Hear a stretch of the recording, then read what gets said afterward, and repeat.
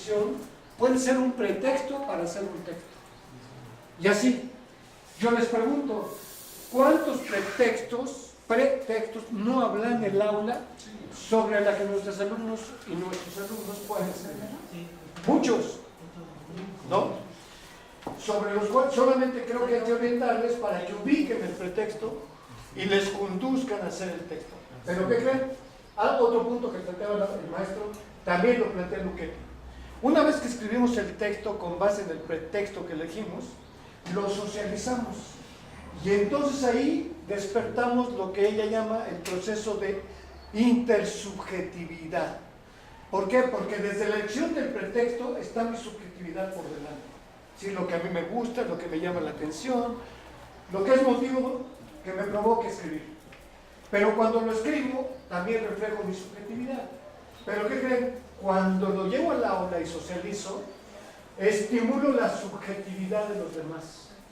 Y entonces ahí se da un proceso de intersubjetividad que tiende a lo que usted mencionaba, a la mejora del texto. La maestra Ana Verónica le ha pedido la palabra directamente en León, Guanajuato. El maestro tiene que ser un facilitador para promover la escritura. Como comentaban, generalmente a los niños les gusta escribir, pero cuando se enfrentan a un maestro que en lugar de ser facilitador es verdugo de la ortografía, de que aquí ya, fíjate lo que estás poniendo, sino que ellos mismos vayan descubriendo cómo lo que están escribiendo puede ser sujeto de mejora. Entonces en ese sentido el alumno va tomando este papel activo en la escritura, no simplemente como como el que está transcribiendo un texto. Entonces yo creo que en ese sentido, si las 4 habilidades lingüísticas que tenemos, como es el hablar, el escuchar, el leer y el escribir, si los alumnos ya de quinto semestre que comencé el curso hablaban mucho de que hicimos un ejercicio y ellos ubican que hablan mucho, que escuchan menos, que leen también poco y que escriben todavía mucho menos. Entonces el reto precisamente es motivar a la escritura, ¿sí? a la producción de textos. ¿Alguna otra opinión? Bueno, yo me quisiera remitir a algunas cosas, pero yo veo un antecedente inmediato, ¿no? En la práctica social que ha tenido del lenguaje del alumno, no solamente en el aula, sino también fuera del aula, en el contexto familiar. Vemos nosotros como un antecedente inmediato cifras que nos ponen a reflexionar, ¿no? Por ejemplo, en el último censo de población de INEGI del 2000 al 2010 y que termina en febrero del 2011, se declara pues que a lo mejor se compartió por medios o en las escuelas, en los debates, se emite una declaración de ese estudio de que en México solamente hay un 2% de lectores y un 1% apenas ha leído medio libro y el otro 1% un libro y medio. Yo creo que eso está conectado precisamente con la capacidad de leer.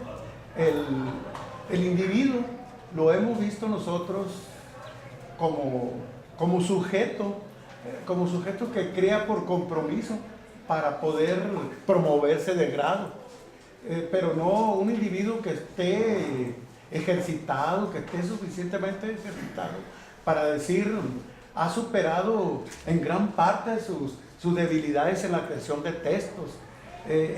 Sabemos nosotros que entre más lee uno, más fijaciones tiene de la corrección de las palabras. No lee, no tiene fijación correcta de las palabras. Además de que nos están atrapando mensajes subliminales, sustitución de textos, sustitución de palabras por otras. La tecnología nos está atrapando, los vicios de los celulares, de esa comunicación, se nos están atrapando y por lo tanto el alumno está perdiendo habilidades, competencias para escribir. Eso lo inhibe, tenemos problemas nosotros.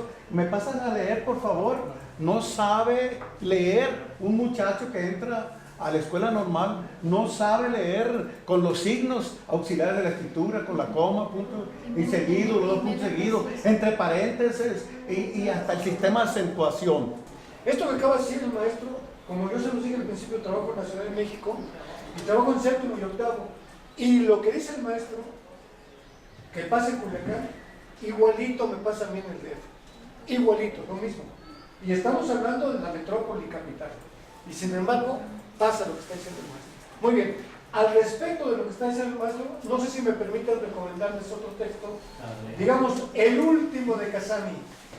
Se llama Las prácticas letradas contemporáneas.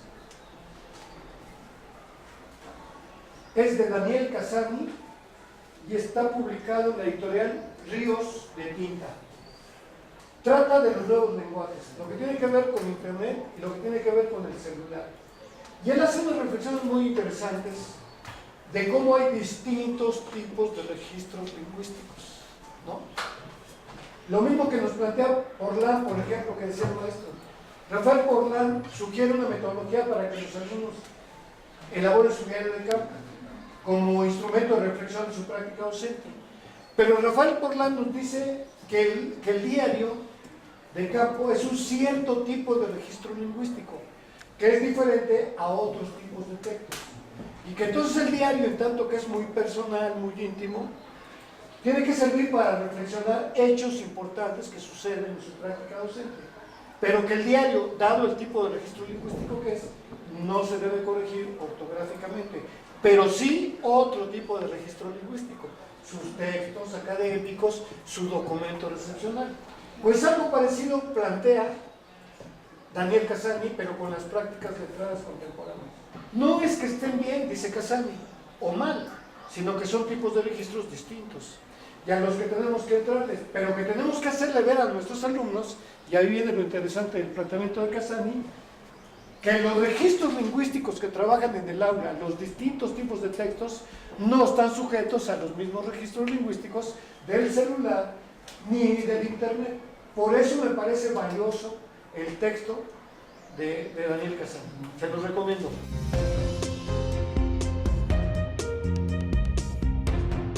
Nuestra siguiente actividad, como recordarán, es que nos organizamos a un equipo, que en algún momento ahorita nos organizamos, para trabajar estas preguntas. La primera, ¿cuál es la importancia del curso de producción de textos escritos en la formación docente? ¿Qué diferencia existe entre lengua y lenguaje? ¿Qué diferencias se identifican entre competencias lingüísticas y competencias comunicativas? ¿Qué significa recuperar las prácticas sociales del lenguaje en relación con los ámbitos? ¿Y qué se entiende por tipología de textos? Y presentaba un listado de ejemplos de tipos de textos. Vamos a ver qué respuestas encontraron a los dilemas de debate que les planteé. A ver, ¿cuál es la importancia para los aventureros de letras del curso de producción de textos escritos para los docentes que estamos formando, para la formación docente? Es desde dos vertientes, por decirlo así. La primera es para que él como futuro docente desarrolle las habilidades que necesita desarrollar, que es escribir, hablar, escuchar y leer. Y luego enseguida tiene suma importancia porque el chico tiene que llevarlo a sus propios alumnos, que es ya en primaria. El curso no nada más se queda en que él como maestro las adquiera, sino que las transmita, porque al final son competencias que tiene que lograr. Entonces el curso tiene muchísima importancia. Nosotros pusimos que es muy importante y nos compromete, fíjense bien, a desarrollar y fortalecer nuestras competencias lingüísticas y comunicativas, las propias y las de nuestros futuros docentes, porque no podemos promover competencias que no tenemos. Y el alumno que egresa de las escuelas en su formación inicial, si logramos esta parte, podrá impactar en sus alumnos. Entonces eso es generacional.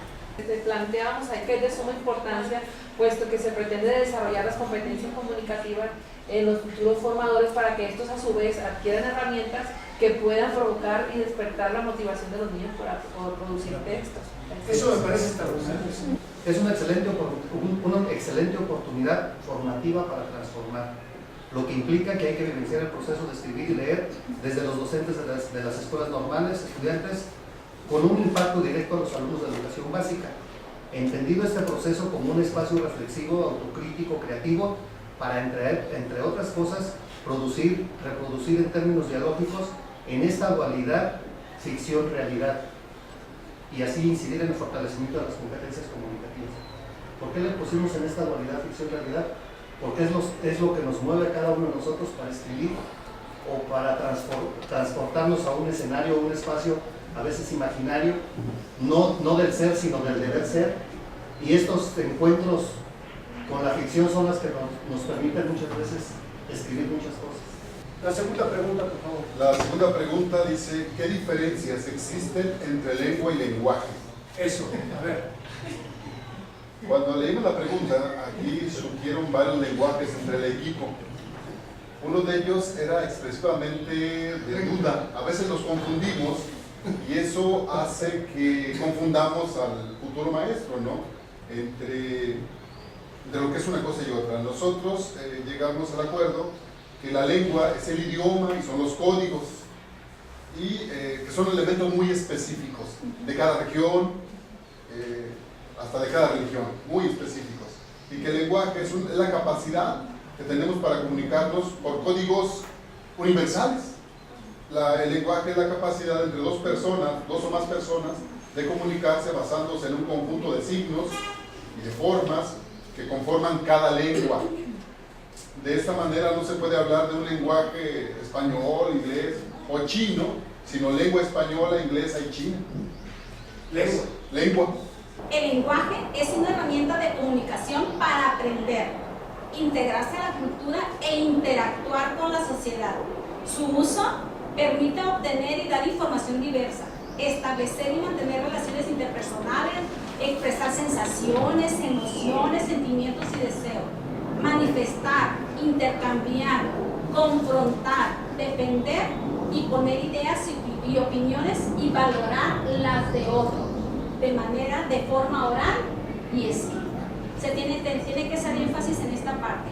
Y el lenguaje, de acuerdo con lo que dice el compañero y para que decirle un poquito más, es la forma de comunicación oral y escrita con las características muy particulares del contexto y el momento histórico en el que se está viviendo. Entonces, de acuerdo con eso, podemos decir que el idioma, digamos, es el código. Por ejemplo, el idioma español, la lengua española, la hablamos 500 millones aproximadamente de habitantes en el planeta. Pero en cada lugar, en cada región, lo hablamos de manera distinta. Digamos que esa es la comprensión del lenguaje. Entonces, la lengua es como el idioma que tiene ciertas reglas, ciertos códigos, y que luego lo usamos de distinta manera. La lengua es un sistema y el lenguaje una forma. Exacto. Sistema y forma. En forma concreta. Ahí está. Pregunta 3 al equipo de los aventureros. La competencia lingüística para nosotros es el grado de capacidad que un alumno posee para interpretar y formular frases correctas en un sentido conveniente. Es decir, que de alguna manera sabe él cuándo tal vez usó un término inapropiado, cuándo no. Tiene esa competencia de saber analizar su propio lenguaje o lengua, pues.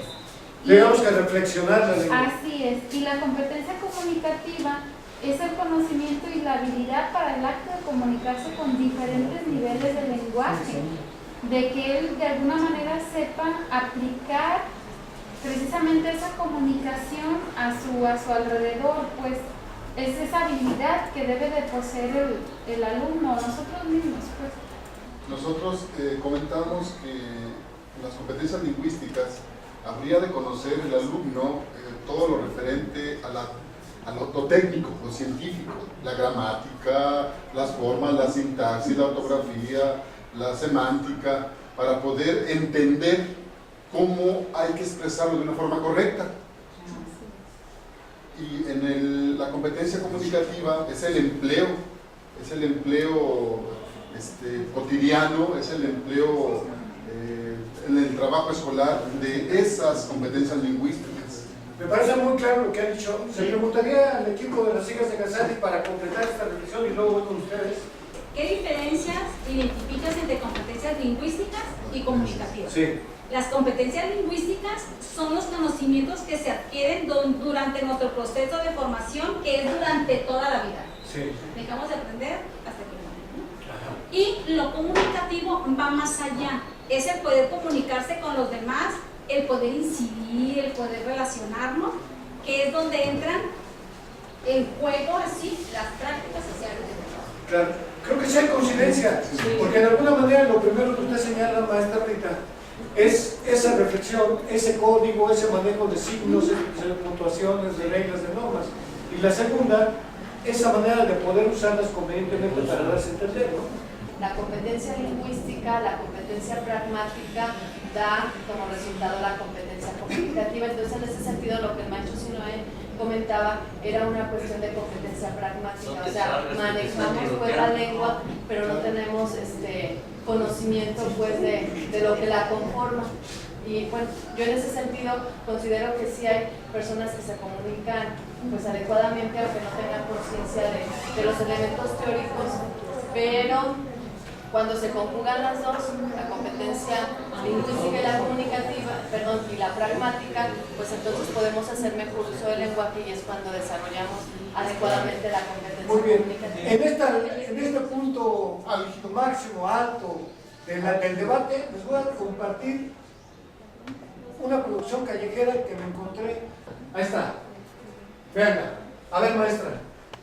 Ahí dice, fíjense cómo está escrito: vulcanizadora, cumbres, compra y venta de llantas usadas, repasión, derribes deportivos de llantas y camadas. Lo leo como está escrito, y camadas. Y luego dice garantizado, observen que hay una S. Y luego dice pro, señor Arturo Martínez, con S y punto. Atención personal corrido, señor Caramillo corrido, señor Luis. Bolívar 1048 número. Esquina Cumbres de Maltrata, Colonia Niños Héroes. Servicio a domicilio, teléfono 88 50 79 las 24 horas. Vean esta maravilla. Si ve la cortina cerrada, favor de tocar. A ver ahí. ¿Dónde están las competencias comunicativas y dónde están las lingüísticas? ¿Las hay todas o no las hay? ¿Puedo comunicar o no? ¿Tiene competencia lingüística o no? Sí. A ver, profe. Nada más que si hablamos de competencias, ahí el lenguaje no es correcto. Si hablamos de competencias, debe ser pertinente, eficaz y correcto. ¿Pero qué? ¿Lingüísticamente hablando? Lingüísticamente hablando. Ok, pero comunicativamente hablando nos dice casi hasta de qué se va a morir el señor. Dice el señor dónde está, qué hace, de qué se trata el negocio, qué teléfono tiene, domicilio, cuándo trabaja. O sea, contesta más de las 5 preguntas que los periodistas dicen que debe tener un mensaje, una comunicación. Y por si fuera poco dice, si ve la cortina cerrada, favor de tocar. Por eso me pareció maravilloso de traérselos. O sea, competencia comunicativa sí tiene, pero no hay competencia lingüística. ¿Por qué? Porque no respeta las reglas, las normas de la lengua. No hay competencia lingüística, pero sí hay competencia comunicativa. Pero al 100%. Y si tuviera competencias lingüísticas, sería correcto en la competencia comunicativa. Entonces este letrero nos plantea la dicotomía entre lengua y lenguaje y nos plantea un reto como maestros. ¿Quién me dice cuál es el reto que nos plantea, por ejemplo, ese letrero? Imagínense que es nuestro alumno y que escribe algo parecido, o imagínense que es nuestro alumno que habla comunicativamente pero no lingüísticamente. ¿Cuál es el reto para los maestros que nos plantean ejemplos de comunicación como ese? ¿Cuál es el reto? Enseñarle que se va a ser leído por otras personas que tienen los códigos bien establecidos y que debe de leerlo cualquier persona y entenderlo. Muy bien, que podemos identificar en nuestros alumnos competencias comunicativas, pero no siempre ni necesariamente lingüísticas. Y que nuestro deber es transformar la práctica social. Acá lo que nos está planteando este letrero es que el programa dice, hay que recuperar la práctica social. Perfecto. Pero no dice que la dejemos tal cual está. Hay que recuperarla, pero transformarla y hacerla crecer. Que pasemos, estimada maestra Rita, de la competencia comunicativa que nos da este letrero al desarrollo de una competencia lingüística que no la tiene. Es evidente que tiene la comunicativa porque nos da todos los referentes para que se entienda el mensaje, pero también es evidente que tiene muchas carencias lingüísticas. Entonces el reto para los maestros ahí es que hay que crecer a nuestros alumnos, hacerlos crecer, no solo desde el punto de vista comunicativo, sino también lingüístico, para que a su vez ellos hagan crecer a sus niños, no solo comunicativamente, sino también lingüísticamente. Ah, pero no se les olvide lo de los distintos códigos, lo de los distintos registros lingüísticos. ¿Por qué? Les pongo otro ejemplo. En el diario de campo, como les decía, es un cierto tipo de registro lingüístico. Y ahí conviene reflexionar, identificar puntos de reflexión sobre la práctica docente. Pero un diario de campo no se debe de corregir, ni en el estilo, ni en la gramática, ni en la ortografía, donde sí hay que corregir con mucha exigencia, no solo la semántica, la sintaxis, la ortografía, es cuando transpone al documento recepcional, ¿no? Por eso yo le llamo a lo que Casani le llama el uso de borradores. Yo les puse un apellido a los borradores y les llamo los borradores afectuosos. ¿Por qué? Porque mis correcciones, mis sugerencias tienen que hacerse de tal manera que no rompan con su iniciativa, con su creatividad, que yo les muestre un mínimo de respeto que sirva como estímulo para seguir escribiendo, sin prejuicios, ¿no? Porque luego de pronto nos convertimos en un dique para la escritura, ¿no?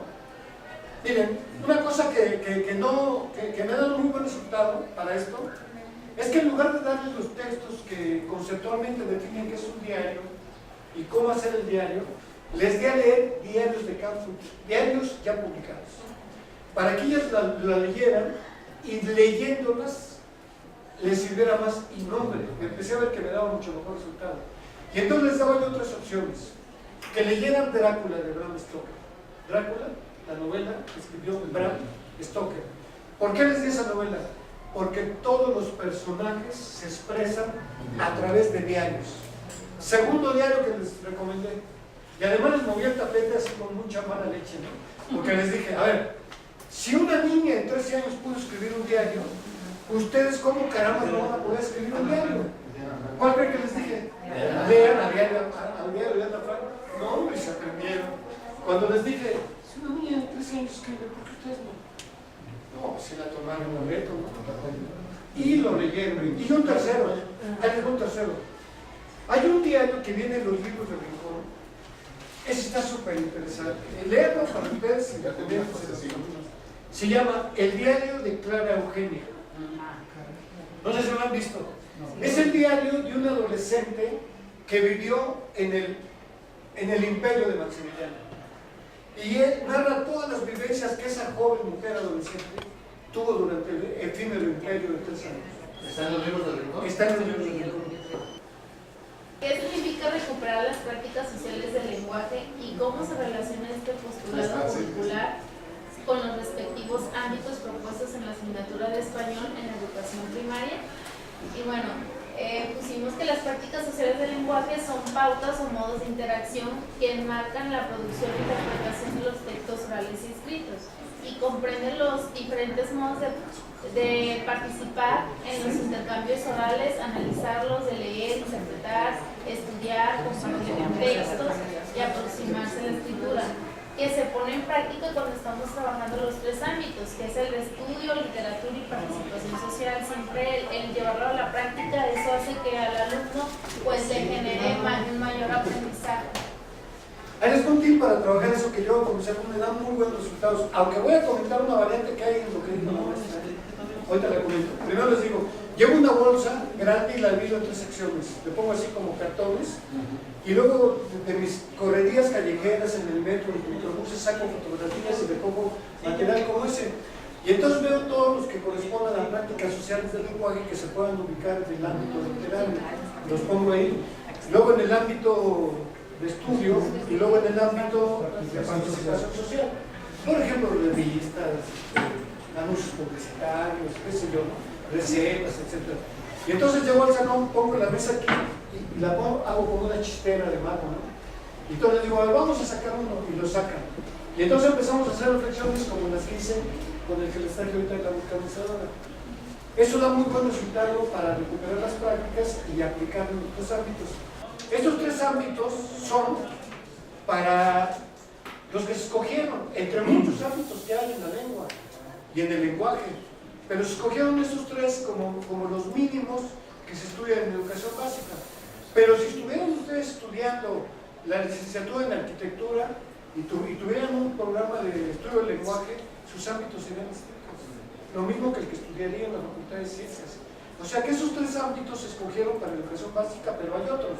Oigan, colegas, ¿qué les parece? Nos vamos a la última ya, para que, ¿no? Para irnos ya, porque ya no saben de dónde se. La última pregunta, la tipología de textos, que es un concepto básico. ¿Quién la quiere responder?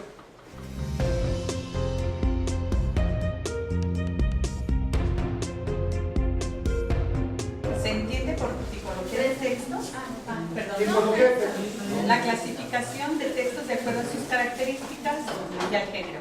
Estos son narrativos, descriptivos, argumentativos, expositivos y conversacionales, entre otros. Creo que sí, nada más. Dentro de los narrativos tenemos los cuentos, las historietas, el diario, las leyendas, las fábulas, las novelas. Y los descriptivos, guías de viaje, postales, cartas, también entran los cuentos ahí. Los argumentativos, artículos de opinión, ensayos, publicidad, discursos, críticas, etc. Los expositivos, diccionarios, enciclopedias, artículos y libros divulgativos y libros de texto. Los conversacionales, encontramos el diálogo. El diálogo a su vez en cuentos y novelas, piezas teatrales, entre otros, entrevistas, debates, mesas redondas. Muy bien, aquí, ¿cuál es lo importante? La aproximación, el contacto que tenemos que establecer de los alumnos normalistas con esa tipología de textos. Es parte de lo que sugería el maestro Guillermo en la mañana. ¿Cómo acercarlo a un ambiente diversificado de lecturas y de tipos de textos? ¿Por qué? Ahí les va un tip. En la primera unidad del programa de producción de textos, en la primera unidad, el primer libro que aparece ahí como básico, el de Daniel Casani, de Escribir, dice Casani, en complemento con Kaufman, que no solamente debemos hablar de tipología de textos, sino también de tipología de escritores, porque conocer esa tipología de escritores nos da un referente para ubicar en dónde están nuestros alumnos al escribir textos. Y se las comento, propone 4 tipos de escritores. El escritor competente, ahorita les digo en qué consiste. El escritor sin código, el escritor bloqueado y el escritor no iniciado. ¿Y cómo los define? Dice que el competente tiene las competencias comunicativas y las lingüísticas. Dice que el sin código tiene las competencias comunicativas, pero no las lingüísticas. Y dice que el bloqueado ha desarrollado incipientemente ambas, pero no tiene seguridad, ni autoestima, ni se atreve porque no escribe porque tiene algunos prejuicios y entonces se bloquea. Y a pesar de tener incipientemente ambas competencias, no se atreve a escribir. Y el cuarto, el no iniciado. No tiene ni competencias comunicativas ni lingüísticas. Les dejo de tarea que piensen o que pensemos en nuestros alumnos y veamos como dónde andarían ahí. Porque eso nos ayuda a ver por dónde empezamos, ¿no? Y en nosotros mismos, ¿no?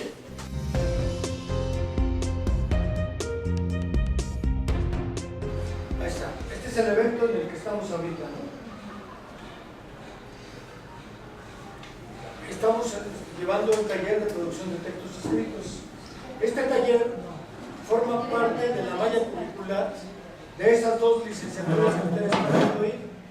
Licenciatura en Educación Primaria y licenciatura en Educación Primaria Intercultural Bilingüe. Vamos a identificarlo en el currículo. Ya sabemos que este programa pertenece al 5º semestre, que tiene 6 horas semanales, que le dan 6.75 créditos. Ahí está la malla curricular. Me gustaría hacerles un brevísimo comentario sobre toda la mancha azul que está ahí. Esa mancha azul es el trayecto de preparación para la enseñanza y el aprendizaje. Es muy importante distinguir la diferencia que hay, que hace rato le comentaba la maestra, entre lo que es una línea lo que es un módulo, lo que es un bloque y lo que es un trayecto. Justamente se llama malla curricular, de ustedes ahí, porque imagínense una malla como la de una hamaca, por ejemplo. Fíjense cómo está elegida la hamaca y fíjense cómo la hamaca, siendo la malla, tiene diferentes colores. Digamos que esos colores son los diferentes trayectos que tiene este plan de estudios, que como saben son 5 trayectos distintos. Pero es importante entender que los 5 trayectos se tejen de tal manera para lograr el propósito de toda la malla. Y que cada trayecto está tejido con un mismo sistema, con un mismo hilo y un mismo color, para connotar que tiene la misma intencionalidad. La pregunta es, ¿qué intencionalidad tiene este trayecto llamado para la preparación para la enseñanza y el aprendizaje? Es el trayecto que incluye dos formaciones que forman parte del debate mundial que hay hoy en día acerca de lo disciplinario y lo pedagógico. Hay un debate mundial hoy en día en la formación de maestros de diferentes países porque hay currículos que se centran mucho en la formación disciplinaria y hay currículos que se centran en la formación pedagógica y hay pocos casos que logran una armonía entre lo disciplinario y lo pedagógico. Lo disciplinario es el dominio de los contenidos de las materias, asignaturas o disciplinas que se van a enseñar y a veces nos cargamos demasiado ahí. Hay estudios en México donde dicen que en nuestro país en la formación docente se carga demasiado a la formación disciplinaria. Es una formación un tanto teórica, conceptual, pero que toma en cuenta el desarrollo de habilidades pedagógicas para la docencia. Este trayecto pretende eso, tratar de lograr una armonía entre lo disciplinario y lo pedagógico. Entonces todos los cursos van a tener como esos dos hilos, el hilo del dominio de la disciplina y el hilo del dominio para la habilidad didáctica. ¿Qué quiere decir? Que este programa de producción de textos incluye partes lingüísticas, partes gramaticales, partes sintácticas, ortográficas, o sea, gramática. Pero también tiene que incluir aspectos para la formación didáctica, para la formación de habilidades didácticas que les permita formar en los estudiantes de educación normal, para que a su vez ellos formen en sus niños de educación primaria esa capacidad para escribir textos, para leer, para comprender lo que leen, desde el punto de vista lingüístico, pero también comunicativo, ¿no? Entonces, por eso este trayecto, todas las materias de este trayecto tienen esa característica. Ahí está la flechita donde lo ubicamos, ¿no? Ahí está, trayecto formativo, preparación para la enseñanza y el aprendizaje. Ahora, ¿cuáles son los propósitos del curso? ¿Y cuál es la distribución del curso? Aquí quisiera que vieran el primer propósito. Cómo se trata de que los alumnos tengan estrategias para la elaboración de textos escritos en diferentes contextos y con diferentes propósitos. Precisamente el manejar, el tomar en cuenta los diferentes contextos y los diferentes propósitos es una habilidad comunicativa. Justamente, saber para quién vamos a escribir, con qué propósito le vamos a escribir, eso tiene que ver con la habilidad comunicativa, justamente. Si no tomamos en cuenta eso, nuestro texto puede ser que no comunique nada o que comunique cosas distintas a las que queremos comunicar. Por eso tiene que ver con el desarrollo de habilidades comunicativas. Fíjense, el que sigue justamente es el otro polo de la moneda. Identificar elementos lingüísticos y recursos comunicativos adecuados para el desarrollo de las prácticas sociales del lenguaje. Aquí está claramente un propósito de carácter comunicativo y un propósito de carácter lingüístico. Y la fusión de ambas en armonía. El siguiente, fíjense, es desarrollar habilidades para describir, resumir, definir, explicar, justificar, argumentar y demostrar a través de la producción de textos. Ojo, aquí el programa a estas acciones o habilidades para describir todos los verbos que están ahí, el programa le llama microhabilidades, porque son las habilidades específicas y concretas con las que vamos a escribir y con las que vamos a lograr, ojo, las 4 características de un texto escrito: adecuación, coherencia, cohesión y con lo de arriba, componentes lingüísticos. Hay que distinguir estas microhabilidades de las macrohabilidades, que tienen que ver con el proceso de planeación para lograr escribir un texto. Me explico. El programa distingue dos grandes procesos. Uno, que podemos llamar la planeación para la composición de un texto. Es decir, un texto no solamente es inspiración, sino es transpiración. Hay que sudarle, hay que trabajar, hay que transpirar. Y eso implica que planeemos lo que queremos escribir. Pensar a qué lo voy a escribir, con qué propósito, en qué contexto, cómo va a ser mi proceso de textualización, cuántos borradores voy a hacer, cómo los voy a corregir y cómo los voy a autocorregir. Todo eso que acabo de decir se llaman macrohabilidades en este programa. Entonces, sintetizando, las macrohabilidades se refieren a las capacidades que tenemos para planear la producción de un texto. Y las microhabilidades se refieren a las acciones concretas que vamos a invertir a realizar para escribir un texto. Muy bien. Siguiente. Emplear diversas técnicas de redacción. No es lo mismo la técnica, los procesos que se siguen para escribir, que para exponer, que para comparar, que para narrar. Conducir procesos de producción de textos con sus alumnos, o sea, los del maestro de formación, como parte del desarrollo de la competencia comunicativa y lingüística. Ahora, hay competencias del perfil de egreso, a las que este curso de producción de textos abona, contribuye, aporta. Por ejemplo, que logre diseñar planeaciones didácticas aplicando, ojo, aquí está lo que les decía del trayecto de preparación para la licencia y el aprendizaje, conocimientos tanto pedagógicos como disciplinares. Para responder a las ideas del contexto del marco del plan, programas de estudio de la educación básica. Ojo, es importante vincularlo a los programas de educación básica. Otra competencia a la que aporta este curso es cómo formar ambientes, cómo generar ambientes formativos para propiciar esas competencias comunicativas y lingüísticas en los alumnos. Y ahí le estaba comentando hace rato al maestro Herminio que les recomiendo mucho para este punto el libro de Donald Graves, Didáctica de la Escritura. Y finalmente plantea el uso de las TIC como herramienta de ciencia de aprendizaje. Ojo, en la unidad 2 se plantea hacer blogs. ¿Por qué? Porque como lo plantea Donald Graves, es importante que los niños publiquen lo que escriben, socialicen lo que escriben. Ya ven que los proyectos de español plantean que justamente haya productos parciales y productos finales, donde el niño elabore un cartel sobre, digamos, prevenir la gripa. Y entonces pide que se socialicen de todo, ¿no? Investigan qué es la gripa, hacen sus textos, diseñan su cartel, tienen productos parciales, pero también tienen productos finales escritos que van a dar a conocer en el aula, en la escuela, en la comunidad. Eso es algo muy importante. Nada más les voy a leer algunos puntos que toca Donald Graves acerca de estos puntos. Fíjense, comenzar la enseñanza de la escritura con niños. ¿Cómo ayudar a los niños a escoger temas para escribir? Organizar el aula de manera que propicie la escritura. Escribir con los niños. Así como se dice que el maestro sea ejemplo de su comportamiento ético para que genere comportamientos éticos en los niños, y así como dice que el maestro lea para que los niños lean, también dice que el maestro escriba para que los niños escriban. Y luego dice, ¿cómo publicar lo escrito por los niños?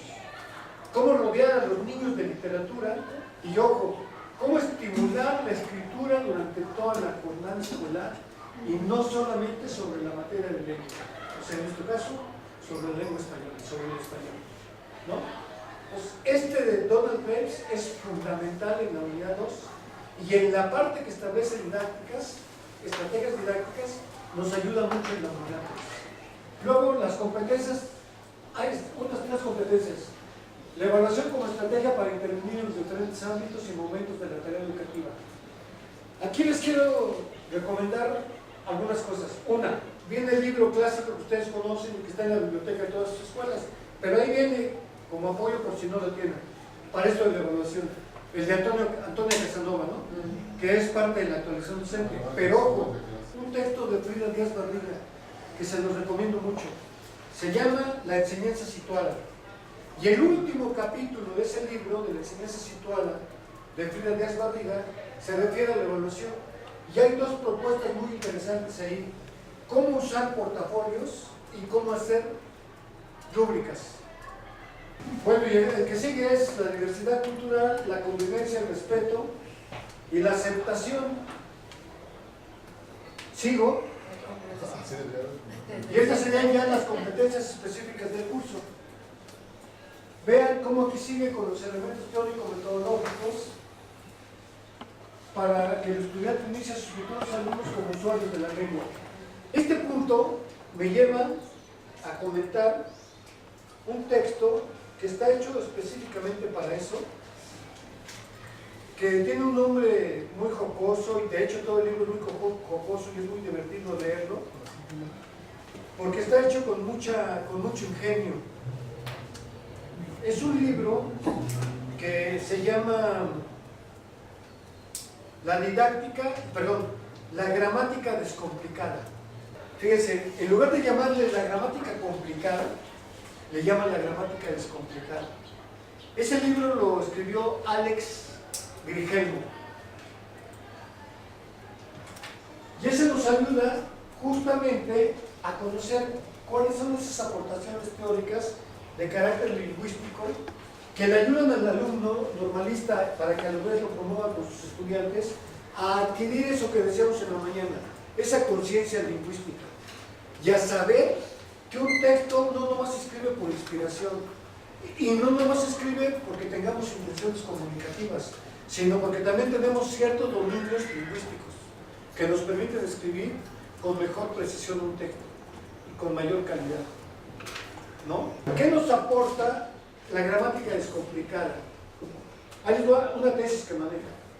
Dice, la gramática, como viene ahí, porque ustedes a lo mejor al principio se pueden descontrolar, porque dice morfología, ortografía, sintaxis, enlaces, etc. Y pueden decir, pues esto es gramática tradicional. Ojo, pero dice Grigelmo, la gramática que yo hago, que yo propongo, que yo presento, no está hecha para memorizarse, ni para que los niños la aprendan así como está, como en los planes 73 que les decía. Está hecha para pensar. Es una gramática para pensar, para reflexionar y para usarla como referente solamente, para poder orientar a los estudiantes a que escriban con conciencia lingüística. ¿Qué quiero decir con esto? Que no se trata de que se aprendan como en los planes 73 el análisis gramatical aislado, clásico, cuando alguien dice, les voy a dictar 5 palabras que se escriben con MP y otras 5 con MB, y yo les voy a dictar 10 con V, de manera descontextualizada, porque eso sería usar la gramática de manera memorística. Y lo que dice Grigelmo en la gramática descomplicada, que se llama su libro, es que nos sirva como referente para pensar la gramática y para usarla como referente al momento de meternos a los programas de educación básica, respetando su enfoque.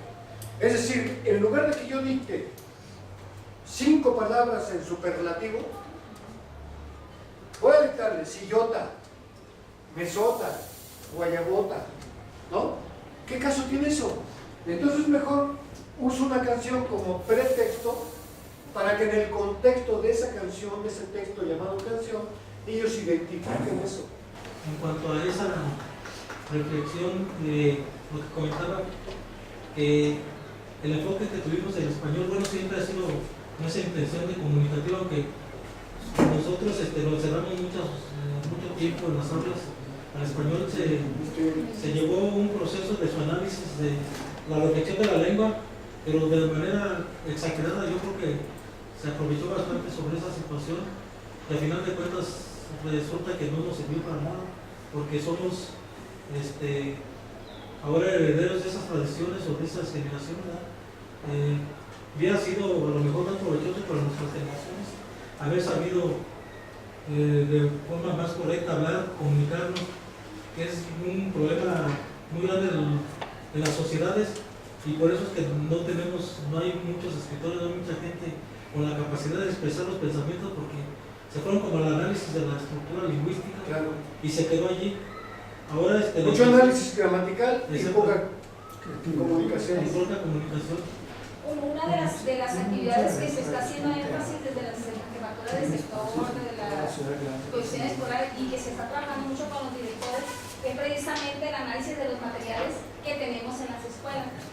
Nos ha tocado ver, y porque me ha tocado vivirlo como directora y como maestra, que tenemos muchos materiales en las escuelas y que le hacen honor al nombre, Rincón. Están en el rincón, los maestros no los conocemos. Entonces llega alguien y nos dice, hay una actividad en un curso, y nos quedamos, wow, maestra, está en el escriturón, o está en el cuchillito del pan. ¿Dónde está ese libro, maestra? Está en su escuela. Nos hace falta a los maestros que estamos frente al grupo, y a nosotros como maestros que estamos trabajando en las escuelas formadoras de docentes, acercar a los muchachos a los libros que se viven en las escuelas.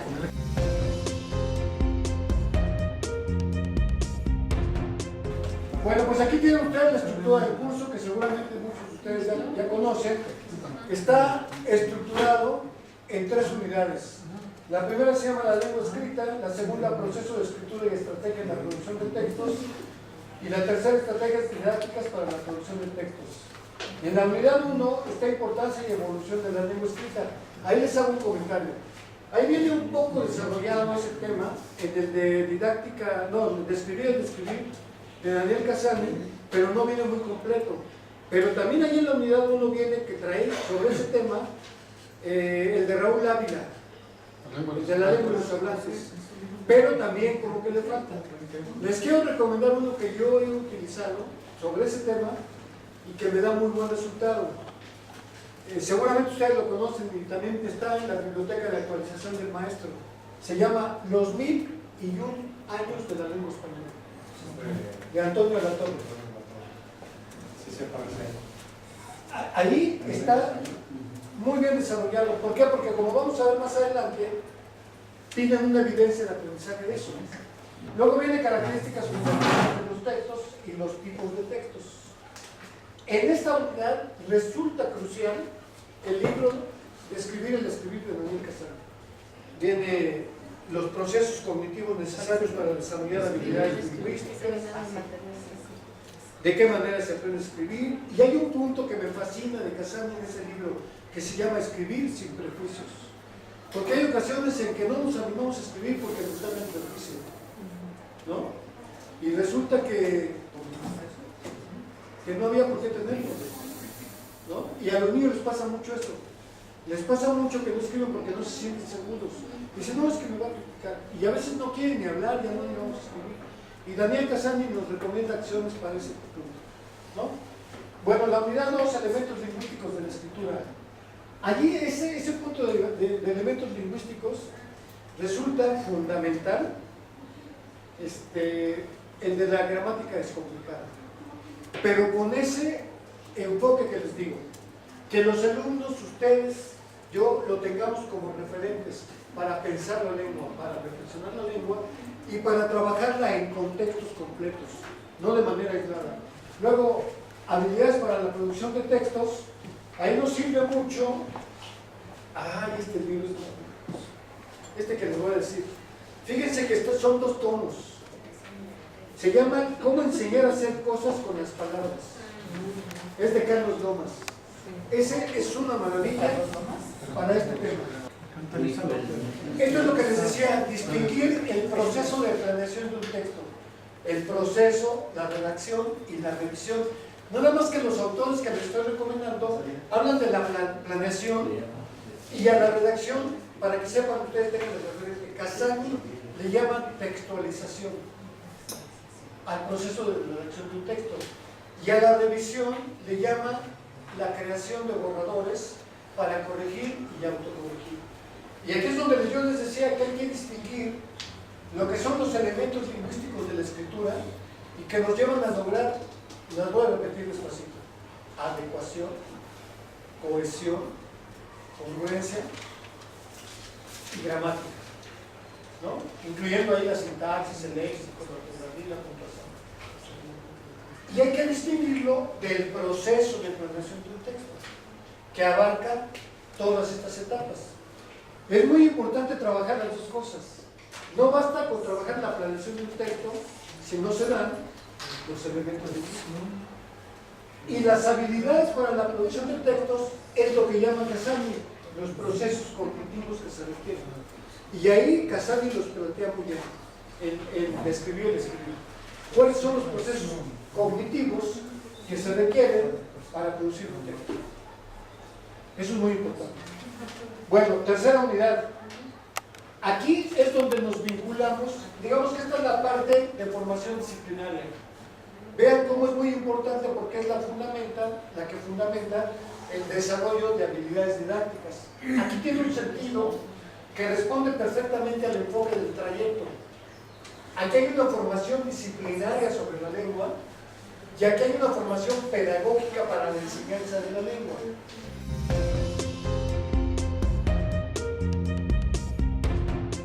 Ahí están las orientaciones generales.